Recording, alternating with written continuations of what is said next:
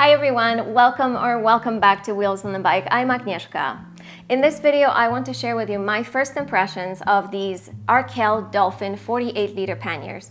I've recently purchased them, and in this video, I'll tell you why I purchased them and chose these specifically to supplement my touring setup, and I will also compare them with the Arkel Orca panniers, which I've been riding with thus far. My current setup includes 25-liter panniers at the front, 35-liter panniers at the back, and both of these are Arkel Orcas. I also have a handlebar bag, and sometimes I take a trunk bag as well. To help me with the decision of which panniers to choose, I had a list of 5 must-have items, starting with capacity or size. I currently have the 35-liter panniers, and I wanted to add to that, so anything above 40 liters would work. So my second point was waterproofness. I didn't want covers or inserts or anything else that I could lose or worry about. I wanted waterproof panniers. The third point for me was organization. So the Orcas are fantastic, they're waterproof, but they're just one big bag, and I wanted the ability to organize my items a little bit more effectively. My fourth point was budget. I had a budget of around $300, and luckily the Dolphins were on sale. I purchased them as part of the Black Friday sale. The fifth point I had, and that really just came down to aesthetics, is I wanted the bags to be gray in color because the Orcas are gray, and again, I'm just adding to my current kit. And this is how I came up with the Dolphin 48s. The Orcas are fantastic waterproof panniers that I will continue using for years to come, but I think the Dolphins are going to allow me to have a little bit of added organization that I so much need, especially when I go on longer distance tours. And now you know what my wish list was, but I would love to hear from you. What do you consider when making new pannier or bike bag purchases? What is on your must-have list?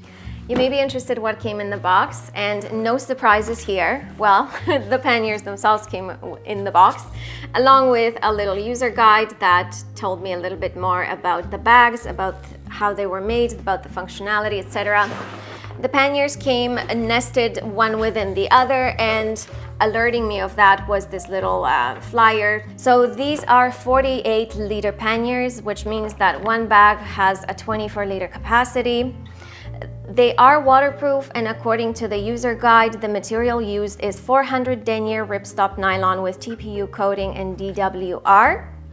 They also have taped seams on the inside of the bag. That's what makes them waterproof as well. They do have 2 separate compartments, which makes me super excited. This was one of my must-haves. There is a bigger compartment at the top. It has a roll-top closure, and then there is a smaller compartment or a pocket at the bottom, and that has a roll-top closure as well. The way you put items inside the bag is from the top, and this is what I'm used to, and so this is fine with me. And to close it, you just roll the top, therefore roll top, and then you use the buckle and the compression strap to cinch everything down. And you do the same with this smaller pocket as well.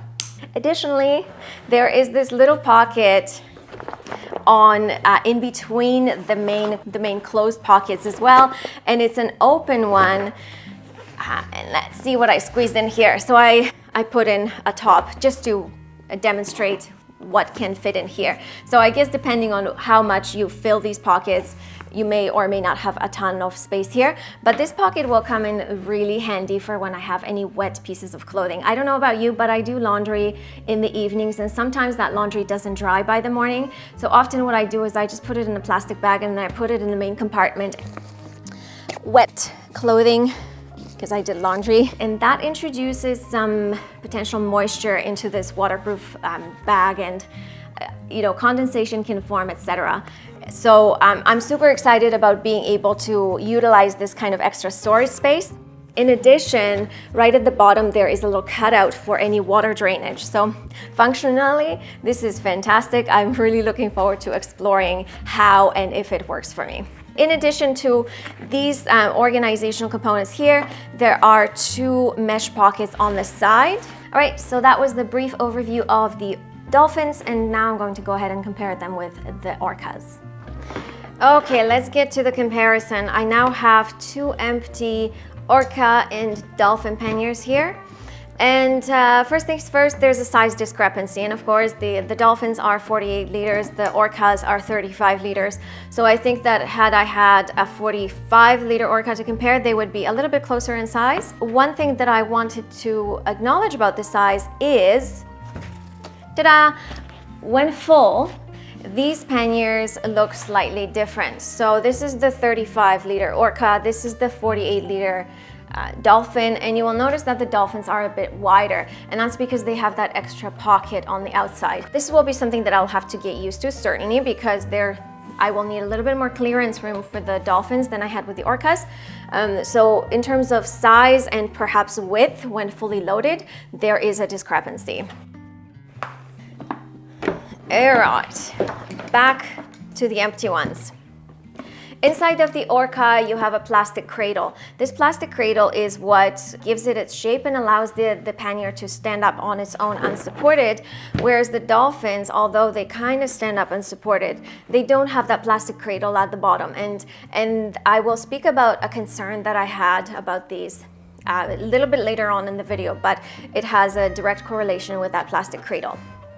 All right, so both of these are inside, both of these are just one big open space, as it were, but the Dolphins do have an extra pocket on the inside. This pocket is very flat, so I call it an envelope pocket, but it does offer a tiny bit of internal organization, whereas the Dolphins don't have that internal pocket on the inside and are just this one big empty bag inside. Let me get the loaded panniers back on the table again. On the back, both these panniers have the cam lock system. This attachment system is fantastic. It has never let me down. The pannier has never flown off the rack or has come undone in any way. So I'm super happy that the cam lock system is also available on the Dolphins. On the Orcas, you see there's this small plastic piece. What I didn't mention is that on the Orcas on the inside, there is a plastic backing on the inside of the pannier. But instead on the Dolphins, that plastic backing runs alongside the outside of the back of the pannier. And this will provide a lot of protection from any abrasion and any rubbing. So here we go. This is what the two different panniers look like, the Orcas and the Dolphins. In my research on these panniers, I came across 2 points of potential concern. One was sagging, two was the potential for perforation of the bottom of the pannier. Somewhere in my conversations on Facebook with people who own these, somebody mentioned that there's a bit of sagging in the pannier. And when I ran this by Arkel crew, they told me that maybe the person was talking about sagging when the pannier is empty, because there is a little bit of, loose material here, and that can be perceived as sagging.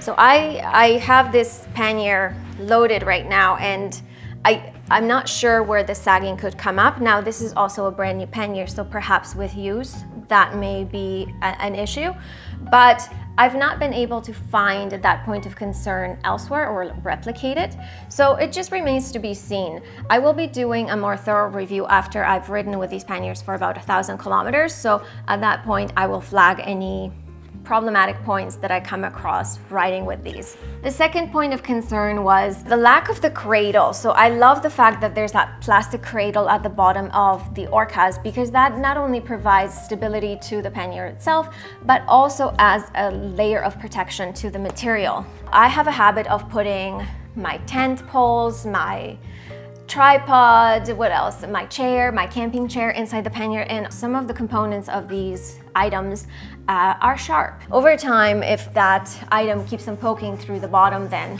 a hole will form. And knowing that I will either DIY, customize, or create a little cradle for the inside of the bag, or find another solution for those items altogether. But again, this is something for me to discover, for me to learn about as I work with these panniers on tour. But I would love to hear from you. If you do ride with these panniers, have you had any problems? Have you had any issues? How do you like them? What have you learned about these bags? I would love it if you could share your insights in the comments below. So thank you for doing so. So, did I make the right choice in purchasing these bags? At this point, I think I did, but it remains to be seen because I have yet to ride with these bags or take them on tour. If you want to see the panniers in use in my upcoming touring season and beyond, then I invite you to subscribe to the channel. Additionally, if you are interested in purchasing anything from Arkel, I do have an affiliate link that I will leave in the description below. As per usual, thanks so much for watching. Comment, like, share, subscribe, do all the YouTube things. I appreciate your time, and I will see you in the next one. Bye.